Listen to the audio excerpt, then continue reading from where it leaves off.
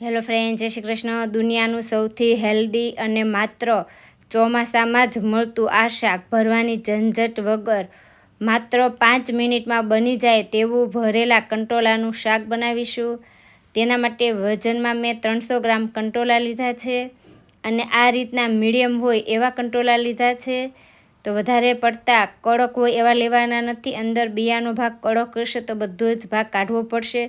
તો આ રીતના ફ્રેશ અને મીડિયમ હોય એવા કંટોલા લેવાના છે।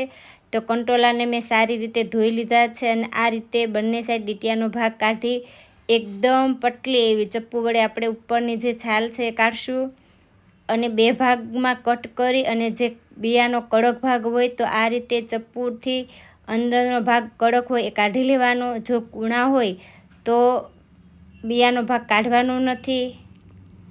તો આ રીતે મેં જે કડક ભાગ છે કાઢી લીધો છે અને પણ જો કૂણા હોય તો એનો બિયાનો ભાગ કાઢવાનો નથી। તો આ રીતે મેં બધા જ કંટોલાને 2 ભાગમાં કટ કર્યા છે। હવે શાકનો મસાલો તૈયાર કરશું। તો ખાયણીની અંદર 3 ચમચી જેટલા મેં મસાલા સિંગદાણા લીધા છે, 2 ચમચી જેટલી સેવની જગ્યાએ તમે ફાફડી પણ લઈ શકો, 1 ચમચી સફેદ તલ। ત્રણેયને ખાયણીમાં જ આપણે અધકચરો ભૂકો તૈયાર કરી લઈશું। તો આ રીતનો મેં અધકચરો ભૂકો તૈયાર કર્યો છે, એક વાટકીમાં લઈ લઈશું। હવે કુકરમાં 3 પાવડા જેટલું તેલ લેશું।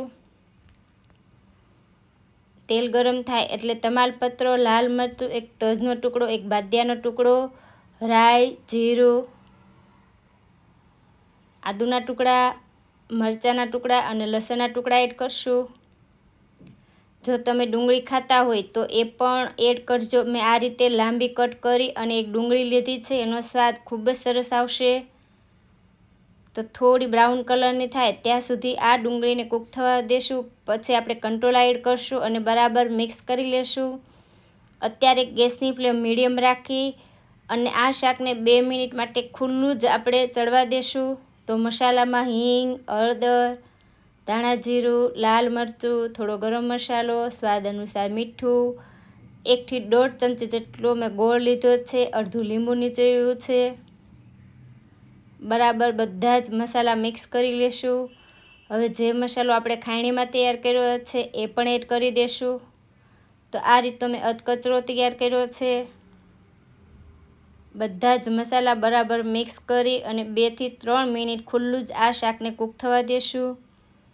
તો બધા જ મસાલા સરસ કંટોલામાં મિક્સ થઈ ગયા છે। હવે 1 વાટકી પાણી એડ કરી ઢાંકણ બંધ કરી અને માત્ર 2 સીટી બોલાવી લેશું। વધારે સીટી બોલાવવાની નથી। જો કંટોલા તમારા તાજા હશે, ફ્રેશ લીધેલા હશે તો માત્ર 2 સીટીમાં આ શાક બની જશે। તો તમે જોઈ શકો છો કે એકદમ સરસ રીતે આપણું શાક બનીને તૈયાર છે। કંટોલા એકદમ સરસ રીતે કૂક થઈ ગયા છે।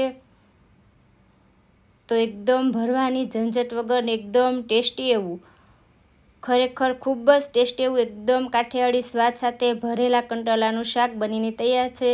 ભાખરી સાથે, રોટલા સાથે ખાવાની મજા પડી જાય તેવું માત્ર 5 મિનિટમાં, એકદમ ઓછી મહેનતમાં આ રીતે શાક બનાવશો તો ખૂબ જ ટેસ્ટી બનશે। આવા જ નવા વિડીયો જોવા માટે મારી ચેનલને સબસ્ક્રાઈબ કરજો।